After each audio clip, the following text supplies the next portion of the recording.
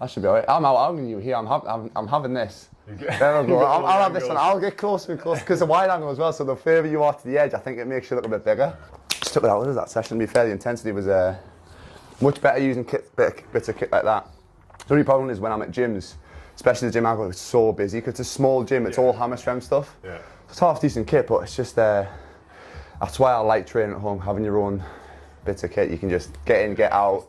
Obviously, we weren't efficient today, but the efficiency of having like your own place where you can just go through it and so nice. Wait for others is so much different. I know I think everyone since lockdown is starting to do the home gym thing now as well. I've seen a lot more PTs. To be fair, have asked me like, "Oh, where'd you get this from?" Because I'm wanting to do the same thing. Yeah. Saves rent from facilities and then also do your own hours and do whatever you want training wise. It's much better.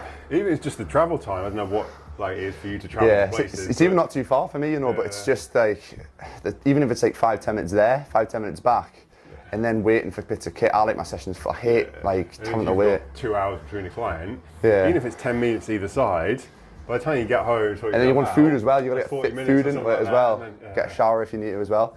But I want to talk about your coaching journey. So you played basketball. What sort of level were you?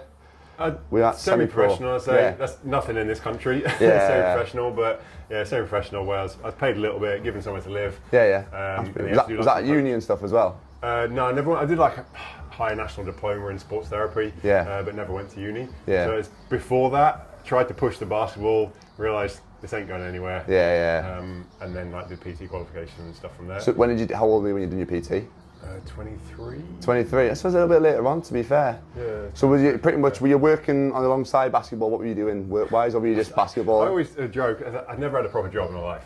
Same. I've never done a paper round, never worked in a barn and all that stuff. Obviously, like doing the high national diploma, you get a normal sort of grant or loan or whatever it was back then. For that, so that ticked us over. Worked in Domino's. Delivery driver to bring in money on the side. Still a job. That's more than I've done. To be fair, you still got tips and stuff. You got a pizza. At the end of the night. So like did that. Tried to pursue a basketball career. Yeah. For 2 years, I think it was.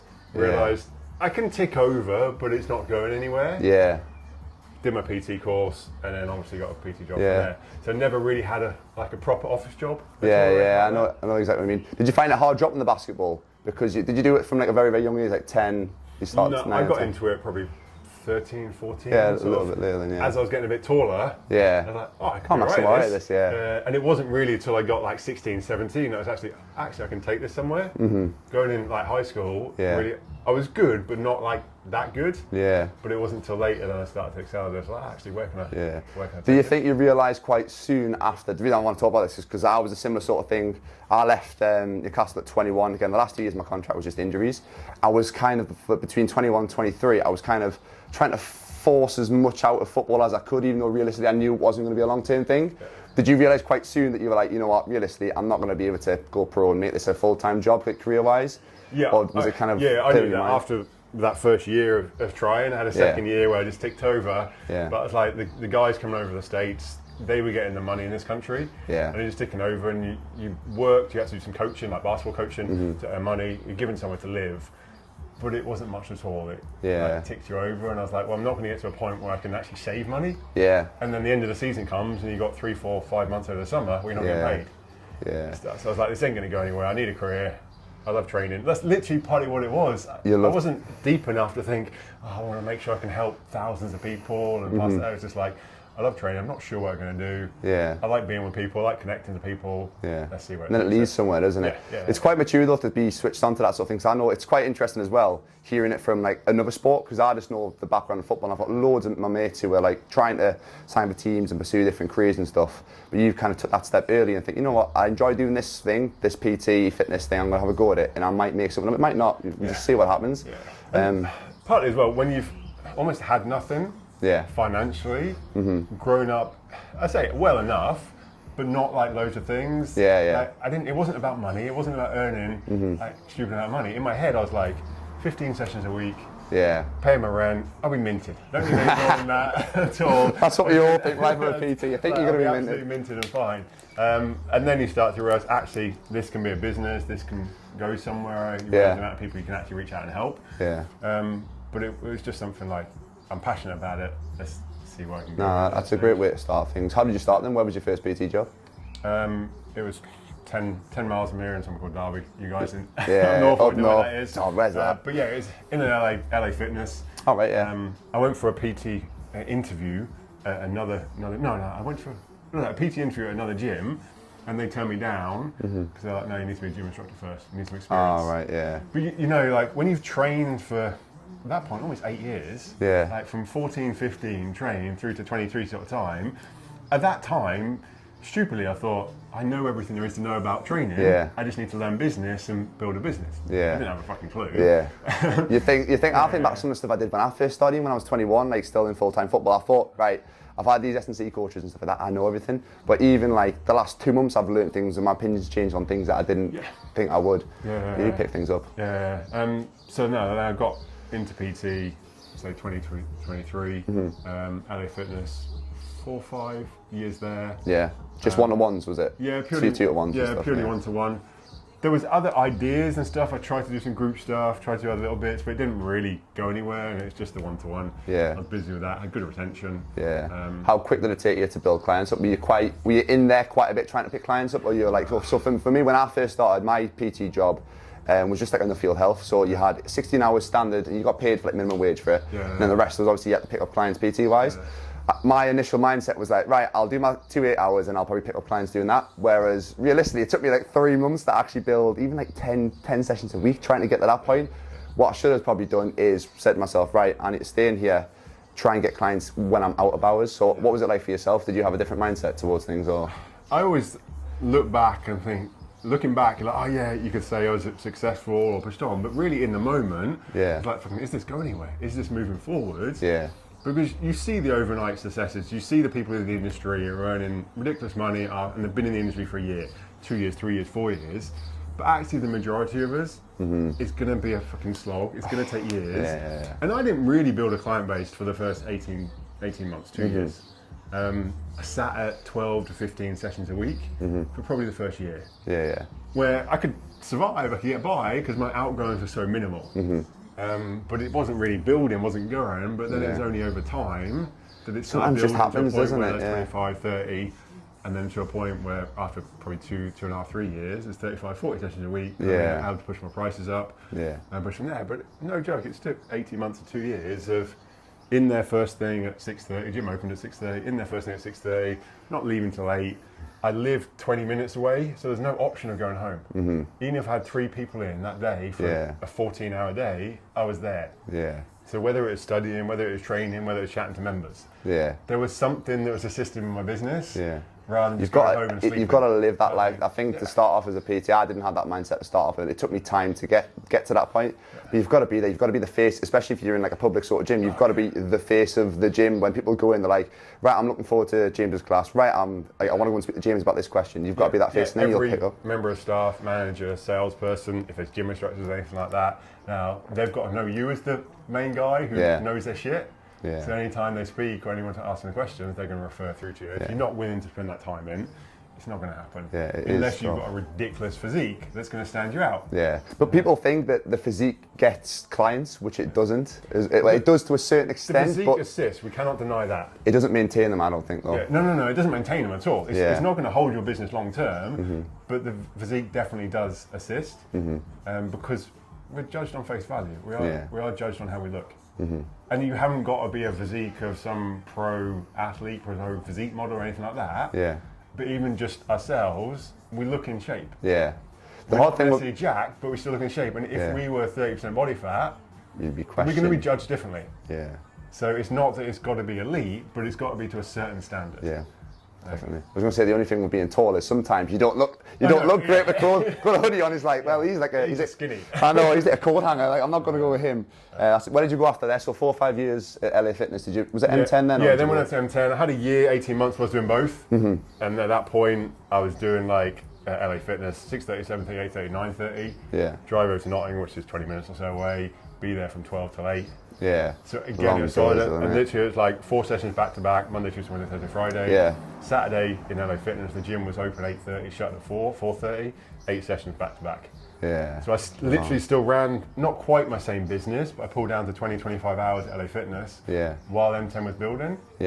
And then when M10 got to a point where I was doing a fair bit of sessions there, I was doing like 60 sessions a week. That's a lot. For anybody who doesn't know what 60 hour, I think there is a difference. 60-hour work week for some people, you can have little breaks and stuff like that in between. But PT, it's one-on-one. It's like this the whole time. 60 hours, that's a lot. So I've done 40, probably max 45 maybe I've done before, and that was a long week for me. I'm probably around 35 hours on average at the minute, and that's still long. For that probably 6-month period where it's at its limit, it was obviously too much. But I always thought you've got to find where your limit is. Because if you always, like, you don't quite know where that is, you don't know if there's another level, another step that you can push. So it got to the point there, I was like, can't maintain this, something's got to go. So obviously finished at LA Fitness, carried on with M10, and that's when I was transitioning into the competing side of stuff as well. So I needed to free up time for that. So then obviously it was full-time at N10, assisted with the education side of stuff there, did a couple of competitions. Then I realised I'm too old, too tall, not good looking enough for that, so I had to phase back. When did you start the online stuff? When did that, because I feel like that's the last, I bet that's my dog barking in the background there. Was it the last 10-ish years or something like that? I feel like online's took off. When did you start your online sort of? Probably that sort of period. It's like, it must have been 8 years, 9 years ago. And for me, it was always just a little thing on the side. It was never really a business. I didn't probably have the following, or I wasn't necessarily confident on camera enough to push out and almost with a personality to want to be out there. So it just built off the side through being obviously in front of people at M10. It built sort of as a residual thing from the side there. And then for 3 or good 4 years, it just sort of ticked over a little bit as I can say a side business, along with face-to-face PT, along with education.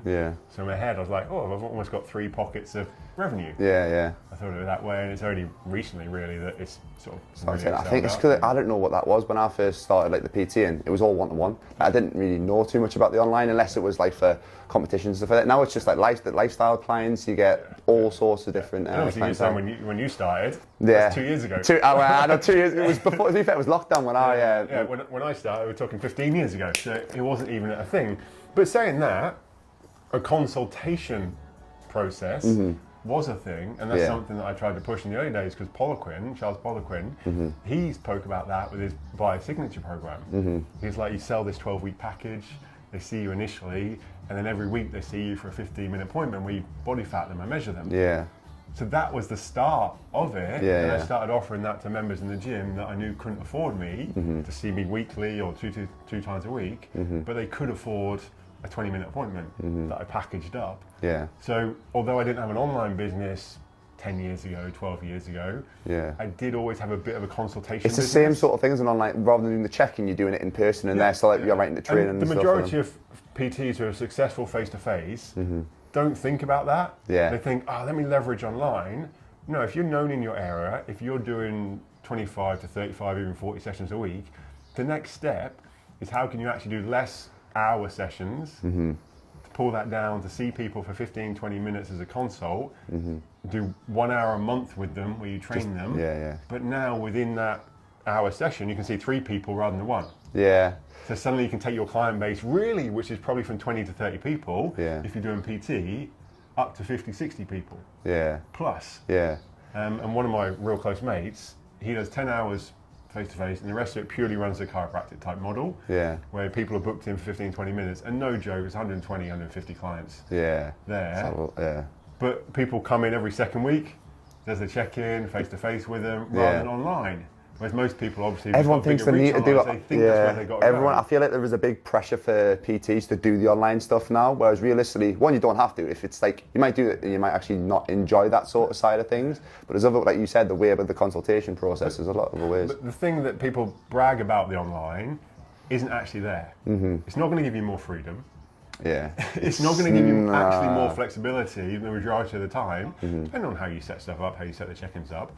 But if you've got an online business and you've got 50 people in there, you've always got to do them check-ins. If you've got a face-to-face coaching business and you go away for a week, you're not doing them check-ins, so it frees up you have week. A bit more time, So you can structure stuff, obviously, on how you take breaks and how you take holidays.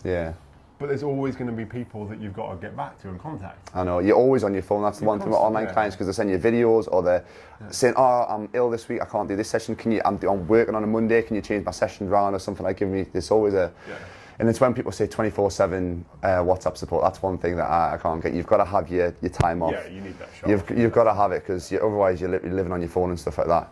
Yeah. But how have you managed your time in terms of life outside of business, fitness, especially when you were really, really busy PT-wise? Did you have much of a social life? Have you ever been like big socialiser, not too fussed, or is it? I was not too fussed. I was never the party person. Yeah, yeah. I was never like one to go to Ibiza. That just wasn't. I think partly because the scene, I grew up in sport, so alcohol was involved and we'd go out and get pissed. Yeah. But drugs weren't. Yeah, I've never been into that. So I never then got into the party scene of going down that road. Yeah. It was like you go out on a Saturday, get pissed after the game, after playing, and that was it.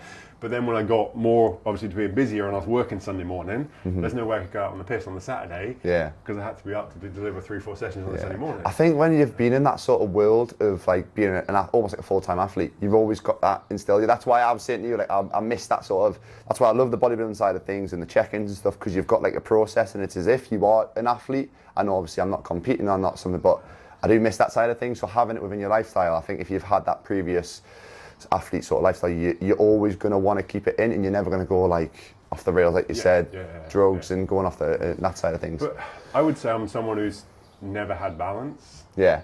Really? But do you think because I love it. Yeah. And I seen one of Cal's post about balance. How balance was it? What did he put? It was a scrolly thing on Instagram. The first photo was him saying how to have balance as a coach or as a business, or something like that. The next one was like, you don't have balance. There is no balance. There's no such thing as balance. Do you think that's realistic? But everyone's idea of balance is completely different. Yeah. So for myself, even in the week, I'm happy to work bloody all day. Yeah. As long as I've got, Jaden gets home from nursery at 5, 5 till 6:30, I'm with him. Yeah. But then I'll go back to work. Yeah. I'll happily work till 9 p.m. It doesn't faze me. Yeah. I'll happily get up at 5, sit, and I'm doing work from 5:15. Yeah. And I'll get a 90-minute work block in before 7. For me, that doesn't. For other people, they'll be like, "Oh no, I'm not going to do that. I'm not going to work till 8:30 at night." Yeah. What else? I'm not going to watch shit on TV. I know. That's what I'm like. Right, Monday to Friday, a little bit Saturday morning. I'm like, right, it's work mode. Like, it's like certain people are like, "Oh, do you want to go out for food on a Wednesday night?" And stuff like that. I'm like, no, because that's like when I work. Like, I'm just so much in that mindset that this is my work time, and I don't like doing social things. Like, obviously, I've got my like non-negotiable certain things. Like, I'll always make sure I take Lola the dog for a walk. I'll always make sure I have at least half an hour with the missus at night time just to try and wind down. Apart from that, it's work. If I'm not training a client, if I've got an hour gap, I'm like, right, I'm doing content or I'm trying to organise a session with someone or this, that and the other. But then when it's weekend, it's like, right, that's my time to... The biggest thing I think to understand as well is, yes, you got to understand what is balance for you, and then decide what's appropriate for that. But then also understand what season are you in. Are you in a season of building? Are you in a season of maintaining? And at certain points, even now, I've been in the industry 15 years, I've got certain points in time where this weekend I need to work a fair bit. Yeah, it's probably me taking too much time every day. Say this is work and I'm not with Jaden, I'm not chilling with the family. But it's work I enjoy. Yeah, it's connecting with people and work I enjoy. But this weekend I've still got a good 2-3 hours of work to do tonight. I've still got 4 or 5 hours to do tomorrow because there's certain things I'm just building in the back end. Yeah.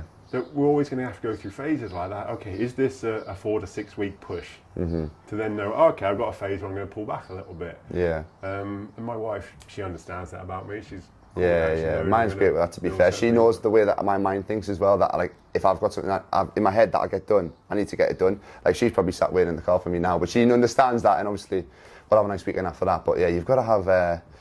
Everyone's got their own certain mindsets and stuff, and like you were saying, like everybody's balance is going to be different. Like I know PTs like yourself who would do 60 hours worth of one-to-one. I know I wouldn't want to do that because I would want to put time aside for this. I would want to put time aside to try and do maybe a podcast or like certain other things like that. And if you want to have a phase, like you said, of 4 weeks with, or like even like 6 months of like, right, I'm gonna get my head down 6 months. Maybe I want to have my own facility. I'm going to put my head down and work. Then after that, maybe once I've opened things, once I've got a few PTs waiting for me, then I can back off, maybe book a holiday, and then I've kind of earned my reward at the end of it. Understand, when I say like the 60 hours PT, I think the record was 63. The record, I love that. Not that it's like, if any PT's watching, they've got more than 63 hours, I want to comment down below. But back then, I didn't have to do any marketing. I didn't have to put myself out on social media. Instagram was there, it's not that old, but Instagram was there, but it wasn't really a thing. There's a lot of more unpaid hours now. On the other things that aren't paid, I was at M10. So M10, Mark Coles, he got me the clients in a sense through his advertisers. That's perfect for someone who loves to coach, loves to deliver. And then the clients that had LA Fitness had been with me for years and years. Yeah. Because I was phasing that out. So that was a point in time where I didn't have to do anything else to bring clients in. Yes, I had to do programs and all that type of stuff. But I didn't deliver check-ins outside of the sessions. Yeah. People got their check-in for the first 5 minutes of the session. Yeah. That's when we reviewed stuff. I measure them, I see where they're at and stuff, and ask them relevant questions. But there wasn't a time outside of that where people were doing check-ins at all. So it's purely on delivery. And a lot of people like yourself, you're doing all the other hours that you could deliver 50, 55 hours a week of PT if you stripped everything else away. Yeah. But it's just what you want to, because I know long term I want a bit more of a social media presence, so I have to put the hours in. I know I'm not going to get the financial gain straight away, like I'm probably losing, like 300-400 quid potentially a week doing that, like even more, but hopefully long term this sort of stuff will pay off, and I enjoy doing this as well. That's you said you're at a place where you can do that financially, you're in a place where you can do that. Once you get kids, once you get older, once bills go up. Pushing them off for a few more years, God. Sometimes like what you need to earn wise does go up. Yeah. Like, it's what everyone's priorities are and stuff. I want to say to anyone, if they're in their 20s in that position where they can push and they can make the mistake, go for it. Because you'll get to a point when in your 30s you can't afford to make that mistake. Like a mortgage or nursery fee. You've got to spend 10 fucking grand a month on nursery fees. Oh God! But my missus was looking at a TikTok of some. What was he? He worked somewhere, decent paid job, but he had his wife was a stay-at-home mum, 3 kids, and he walked through what he was paying, like what his outgoings were for like. It was like $1,000 for how much was it? $1,000 for like days out with the kids and stuff like that, and then they just bought 2 pets. He was spending this much on like insurance and stuff, but just how much he was paying, like if he didn't work all these hours, then he would never be able to afford stuff like that. But that's the world of TikTok these days, isn't it? Yes. You get yourself on TikTok anyway. Not yet. But to be fair, it does my head more than one platform that hadn't gone down. It's an interesting. Yeah, it's an interesting one. So what's the plans in terms of this PT project with Paul that you've just obviously started? So it's the key goal for it really is to deliver exercise mechanics based education that's practical and people can learn along the way and be taken through a process. There's so much exercise mechanics. There's obviously massive and growing big at the moment, but so many people touch on it but don't really understand how to implement it. And they get confused by moment arms and congruency and profiles and force angles and stuff. Like, oh fuck, what is all this terminology? So for us, the key thing is making sure the courses we have are practical and people can really get hands-on, experience it and feel it. Because then they go like, okay, I want to learn at that deeper level. But if we try and go in at the deeper level, they never actually get to experience and feel the benefit of it. With even certain tweaks like we've gone through today, there's almost a foundational exercise mechanics reason as to why we're holding a chest position on a row. But if you can feel that first in the row, then like, oh, actually I might want to learn how to now. So the key thing for us is making sure through a practical day, through a mentorship program, that people can experience it, but then be taken through the process. So they can't really understand it. Here's a cheap subscription website that you've got hundreds of hours worth of content, but you're not actually going to go through. You're not actually going to learn. There's like, no, we're going to take you through a mentorship program where you're going to be given key things to do, and you've got to go away and go and review that. It keeps you accountable as well when you're given things to do. It's no different to the coaching side of stuff. It's going to hold your hand through it, it's going to keep you accountable. As simple as that is, it's required. Because if we just overload people with information, it either doesn't go in, or you've got the few exceptions who like to purely geek out and look into the science. So they're going to do that, but the majority of people who want practical application that's going to be able to take their business to another level, they need to know how to apply it straight away. How can I deliver a better level of service so I can charge an extra 10%, 20% on my baseline? Just always looking to learn more as well. Like, there's a lot of things that now I thought I knew, but realistically I didn't know that. I know a lot of stuff. I was saying to when I was training with Finn at Pioneer, I know a lot of what to do, but I don't know the exact reasons behind it. It's like sticking bands on things. I can probably set it up right, but it's like the exact reasons why I'm doing it so I can explain to my client. That's the one thing when you're like, I feel like I know what I'm doing, but when someone asks me, all right, why am I doing this? I'm like, actually, you know what? I don't actually know that much of the reasons behind it. I know obviously from yourselves and looking at people social media wise and who I follow that it's beneficial to do, but why? You need to have that practical understanding to be able to apply it. So okay, now I want to delve in a little bit deeper. If you just try and go with the terminology, then you don't see the benefit and you don't ever apply it. Where if you see the benefit and the results in terms of how your body feels, I know you said earlier as well, there's not the same injuries and niggles and stuff like that before you have a training. And part of that is because of the understanding you've got. Even if it is a foundational level, you've still got the understanding of how to train and not get them injuries and niggles, so then you can keep the push. Whereas then later you can take that underneath the level. I'm thinking, okay, now I'm going to get a deeper understanding. No, definitely. Come on then, we'll do the wrap up. So the 3 questions, bringing it back from the podcast. So first question, you had a good little think about it. 2 minutes. I had a 2 minute literally, think. On the way down, I was half an hour away. I was like, I haven't texted them the questions yet. I'll text you them. So first one, 3 people you'd like to have round for a dinner party, or I even said like take off for a coffee, just to find out more, past or present, dead or alive. First person, I was going to go with my granddad. Yeah. Granddad passed away when I was 8 or 9. Yeah. And at that age, everything's so superficial, even through the teenage years, that there's no point where you have such a deeper conversation with someone. Mm-hmm. He was a farmer, and I just know someone that just had a ridiculous work ethic, and obviously around when there was the war, and just how I think times we can say were harder then relative to what we've got it now. We've got it fucking easy. Yeah, we really do. Relative really to the easy. things that we can do day to day, even if we're earning okay, we've still got more disposable income than what our grandparents have, or the era that he was around. So I was like, to sit and have a conversation with him would be incredible. And he was always someone who liked to train. Yeah. I know always there's stories where my auntie, whenever she had a boyfriend round, he would challenge them to do like push-ups. How many push-ups you can do? Can you climb up this rope? Can you do a single arm push-up? And obviously being a kid, I'd never got into training really. I just heard some of these stories. So to go back and actually have conversations with them. I love speaking to like people who have been through, like my client Colin, he's like 70 odd. Some of the stories, just even from like when he was young and stuff, I love hearing about people's life stories, because they have so many things that we don't actually think about. Like you said, like back in the war and stuff, the life that people had back then. So it's really, really interesting. The fact that I know even when he went to work and stuff like that, it was 8 miles every day there and back to work on a bike, on a push bike. Yeah, he would have just thought that was normal, didn't he? To know what it was. I'm like walking 5 yards to my little gym that I've got outside my house. It's like you don't realise how lucky you are. I'm not a farmer at all. I grew up, I can say, close to a farming area, but he was out of the industry in a sense by there. But just from what I'm aware, the hours they have to put in, if we think we do a lot of hours, it's nothing compared to like what they're doing. So I think just for a mindset, work ethic type point, it would be incredible. There you go. You got anybody else you'd want to?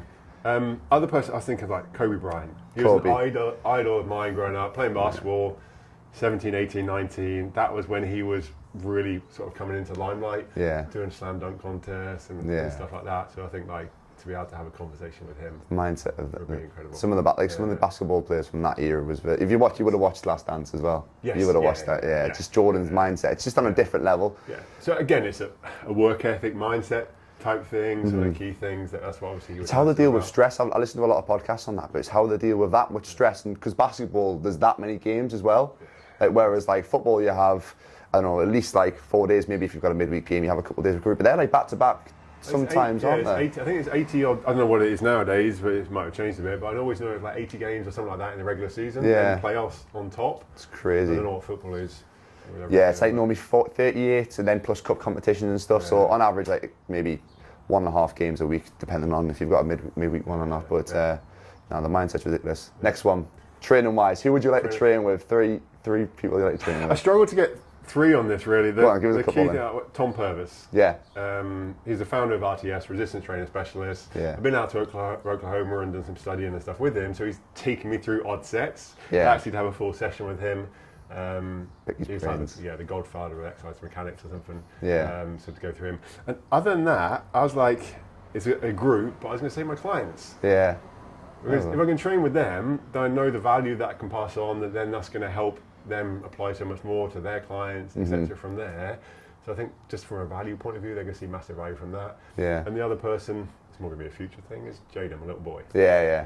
Honestly, outside of that, I've got no aspiration to train with anyone. Yeah. In terms of some top bodybuilder or anything like that. I've been there, I've done that. I've had top people train me. So I've got no aspiration of that. It's just more kind of like leaving a little bit of a legacy in that whatever you can leave on this earth to benefit and stuff and help people progress is, I love that. To be fair, I trained my client last week and it was just, it's nice the little things that with the online side of things, you give them little like voice notes and maybe a few little things to work on, but it's different sort of value in person. Sometimes you can visually see things. For me, it's sort of 2 reasons to why I say that. Is one, if I'm going to train with a client, it means they're at a certain level. Yeah. But I've got the benefit of having that level of client now that I've taught them up, or even they've come in at a certain level, so they're not going to be foundational at all. But then 2, just the ability to then build rapport I know they're going to sort of enjoy that more and see value in that as well, rather than just purely think from a business perspective, my time is worth this. I like the relation. I know I like the relationship side of things that you get from coaching, like building. Like a lot of my clients now, I could like they speak to me about other things outside of training as well, like building that relationship. And that's the thing with purely online coaching. Yeah. If you're trying to run an as efficient business model as possible, you don't build a relationship. Yeah. So you've got to find that balance between building a relationship, getting rapport, having client retention, rather than just thinking of numbers and efficiency. Yeah, it's not building easy rapport, to get into that having mindset. A high level of churn, and then before you know it, you haven't got a business. Yeah, I know. I know. That's why I do like the mixture of online and one-to-one. It's quite handy when you've got clients in the area as well. Like I've got a couple of online ones who are in Newcastle. Every so often I'll try and meet up with them. I'll be as crazy as me and drive 3 hours to come in. Come say, I am going to see family. I've got family down here, to be fair. I'm not that mental. Last question. One thing you would say to a 20-year-old James Sutton? Yeah. Where were you at 20 anyway? Where was I? Where were you at? You basketball, weren't you? That's basketball era. Yeah. It was probably another year or two. I think I finished basketball at 21, 22. Yeah. By then, so still what would you say? We'll go for that gap between basketball and kind of starting the PT. What would you say to James then? The biggest thing is not letting your ego run away with you. I'd say almost from a financial perspective as well. Because if you can be in a place where outgoings aren't that go, you can go all in on something. And if it doesn't work, it doesn't matter. Yeah. Whether that's football, whether that's basketball, whether that's PT, whatever that is, if you get to 25 and you lose everything, you can start again and it's not a problem. Really. It's not an issue.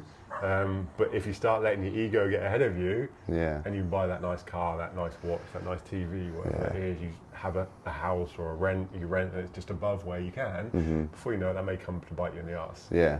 But if you can keep that in check and keep your finances at a certain point, then that will pay off tenfold when you get to late 20s, 30s. So it's not necessarily directly related to PT, but I think that's a key thing. And that can be related to PT. We could use that in different ways, but if you can just manage your expectations in terms of what you have early on, and if you get a little bit of success, don't go too crazy with it. Keep that in check, because it can pay off massively. I think with these days as well with social media, I know a lot, especially in football, from the world that I've came on, the pressures of having like a nice car, having the flashy gear, spending £900 on a pair of trainers, there's a lot of pressure there. Yeah, and it's probably like so much more now. Obviously, I'm old to see what the 20-year-olds are going through at the moment with social media. Yeah. But that wasn't so much there at that point. And I partly say grew up in a way where my dad was like, "You're having your own car. I'm not giving you any money. You need to buy your own car." First car was £100. Yeah. Like insurance was £900 a grand. Oh God, yeah. Type thing. Second car was like 350, where there was no getting anything on credit. Yeah. So it probably was. I think it was about 26, 27. Maybe even a tiny bit older before I had a car on finance. Yeah. Just buy them outright. Yeah. And it's done. Whereas now you start getting sucked into that world. Yeah. Someone's got a Range Rover. Someone's got this BMW. It's just a competition between people, isn't it? in that. Whereas if you're in your early 20s, just buy something outright that you can tick over with. Yeah. Don't let your ego get the better of you and think, I've got to be have this car and spending £300-500 a month to have X car. Exactly. I know anything can happen, especially if you're just a purely one-to-one PT. Like anything, like a lockdown could happen, and your income could shoot down. You might have these payouts, this nice flat you need to pay for, this nice car that you need to pay for, but you can't sustain it. And also, a big believer, PT's almost, I see it as a little bit like a footballer's career, that it's not going to be one-to-one. It's not going to be something that you want to really be doing when you're like maybe 50, 60, doing the 40. Be careful the age you say that. Sorry, you're in the 30s, aren't you? No, just about. But yeah, once you get, I believe, once you get a lot older, it's maybe something that I don't want to do them long hours. One, because being on your feet all day and stuff like that isn't going to be sustainable. And you've got to think in the long term, and also learning to live as minimalistic as possible. To an extent, obviously, don't completely sacrifice everything. Do a few things you enjoy. But learning to live that sort of way is going to, you're going to have a little bit more of a cushion if something does go wrong, like you said, like maybe staying with your parents an extra couple of years if you need to, as long as they're happy with that. Just so again, you can take them risks and move forward with things. Yeah, because that can make massive dividends later. Yeah. But I'm conscious I've kept you for ages. Thank you very much. Pleasure. I'll tag James's Instagram and stuff down below, but no, it was a pleasure. Thank you very much, mate. Spot on. Like, subscribe, all that stuff, and give James a follow. Spot on. Job done.